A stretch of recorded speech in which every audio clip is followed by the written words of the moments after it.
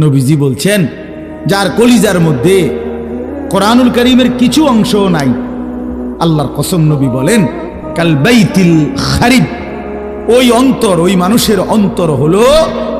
বিরান ঘরের মতো, বিরান বাড়ি,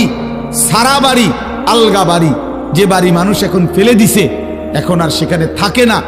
এমনি আলগা ঘর কোনাকানি ভাঙ্গা টেঙ্গা গেছে, এখন নতুন ঘরে উঠে চলে আসছে, এটা আলগা ঘর পড়ে গেছে, পড়ে রইছে। এরকম বিরান ঘরে, যে ঘরে মানুষ থাকে না, এখন আর কুকুর থাকে, বিড়াল থাকে, সাপ থাকে, বিচ্ছু থাকে, কেঁচো থাকে, টিকটিকি থাকে, পিঁপড়া থাকে, ইত্যাদি ইত্যাদি। এরকম কুকুর, বিড়াল, সাপ, বিচ্ছুর ঘর এখন মানুষ থাকে না।